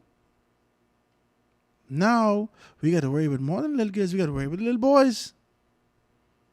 He's no good at men. Put them on the registry. Make an app for the registry. Every time you send out a Marcos alert, send the registry at the bottom of that. Make a click that we could be able to see the bottom of that. Every single time you send out Marcos alert, send out the registry. So when I click on and I see John Brown missing, and then I look at the registry, let them bring social shame to let you know everybody in the Bahamas know how you look. What y'all doing trying to protect these people? Who cares about them? They wasn't trying to protect the next generation. They wasn't trying to protect the 6-year-old, the 6-month-old, the 3-month-old. They wasn't trying to protect them. They're trying to be able to satisfy their demonic sexual appetite, to be able to consume as much as they possibly can. These are carnivores. That's what they want to do. They want to kill. So make them shame. Let them hide. Like the giants was hide in the mountains in Afghanistan. Let them hide. Make them hide. Make them socially shamed to be able to show their face in any space or any place. Go watch Odyssey, by the way. I just want to let you know that was a quick one. Go watch Odyssey, eh?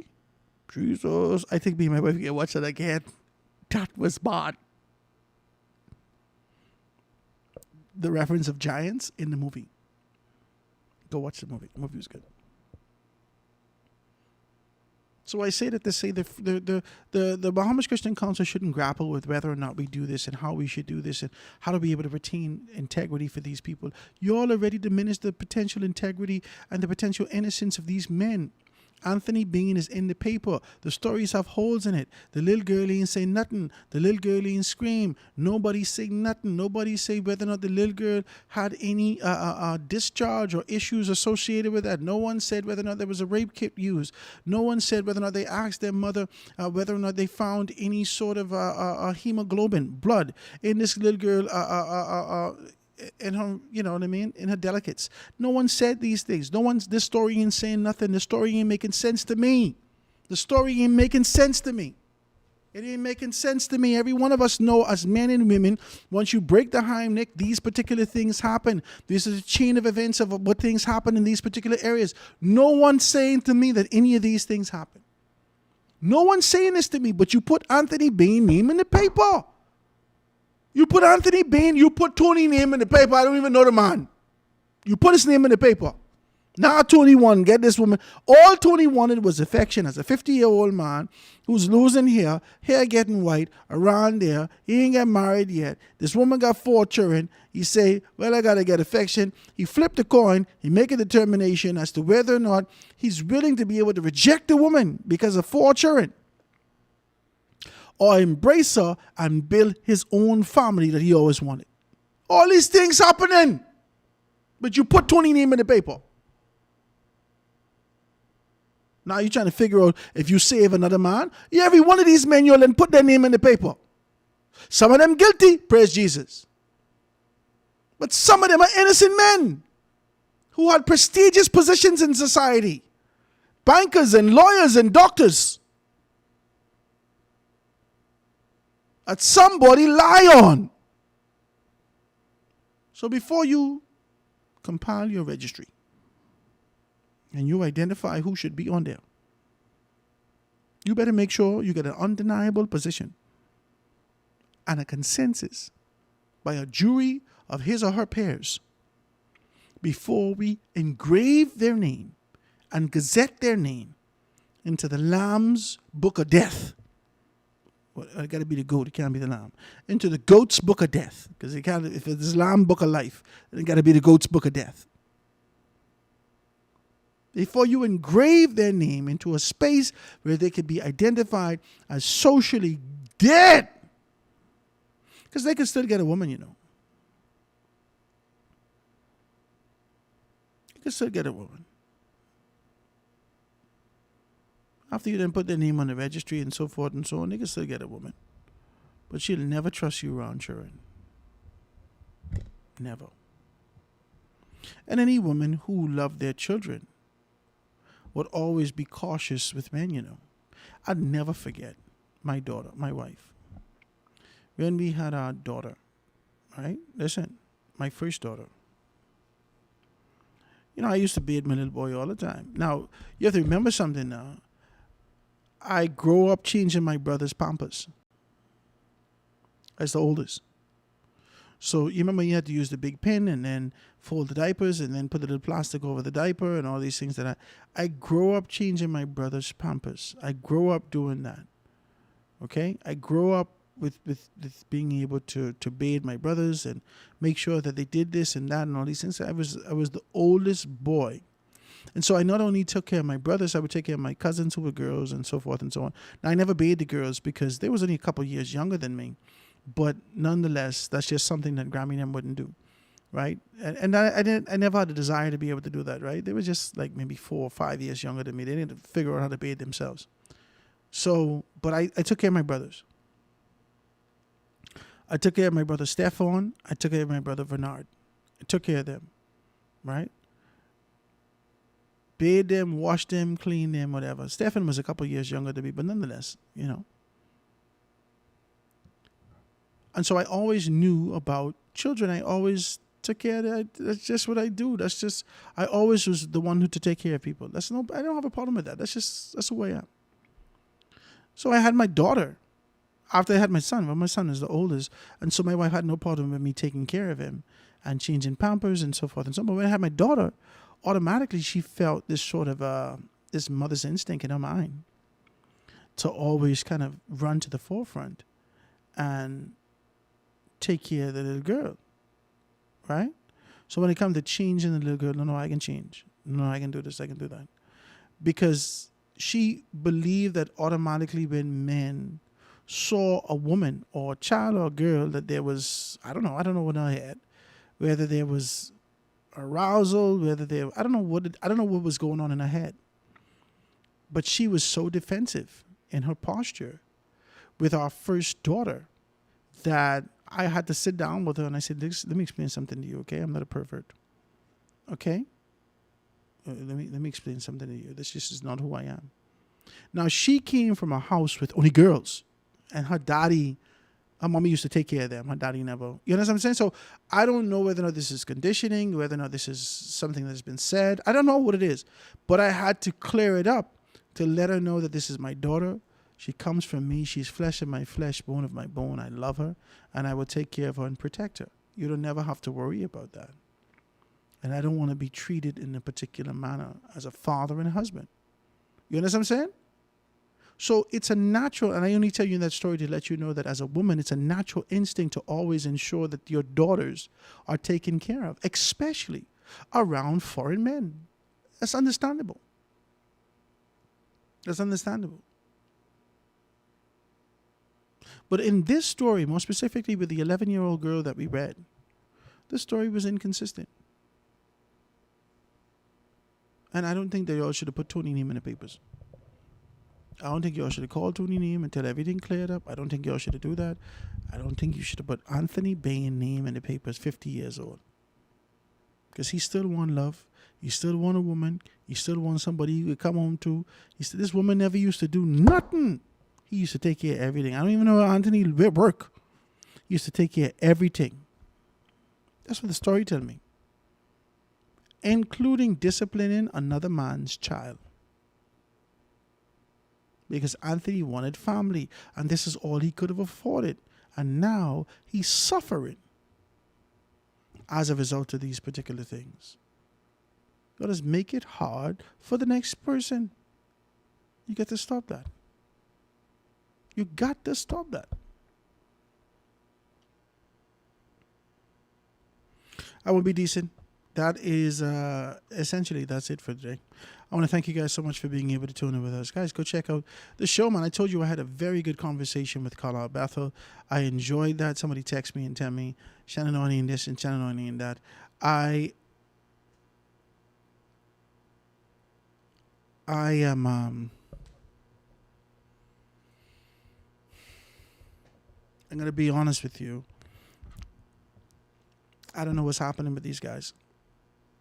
But, hey, praise God. I'm not going to fight them. Let them do what they want. There's an open invitation. But just know that it's not going to be an easy conversation. It's going to be a real conversation about where we are and where we intend to be when we're going, and whether or not you have the capability of being able to help us get to those objectives. So that's that. Guys, you're going to see us tomorrow, God Spare Our Lives, right here on The Foundation as we continue to be able to push forward. I want to be able to encourage you guys. If you want to be a part of what we're doing, please give me a call. The numbers that today you can be able to call us 827-0111. You can just kind of send me a text and send me those things if you wanted to be able to do that. And we could dive into it and have a great conversation and talk about those things, right? But the numbers, again, like I said, you can be able to call 827-0111, 827-0111, and we can kind of dive into it and talk about where you see yourself, what you're doing, how you're going to be able to participate, and take it from there. This is the Foundation Radio, 89.5 FM. We're going to see you guys tomorrow, God Spare Our Life, right here on 89.5 Foundation Radio. Have a great day, guys. See you tomorrow. The best talk show in the Bahamas. The Foundation with Howard Grant. Only on 89.5 FM Foundation Radio.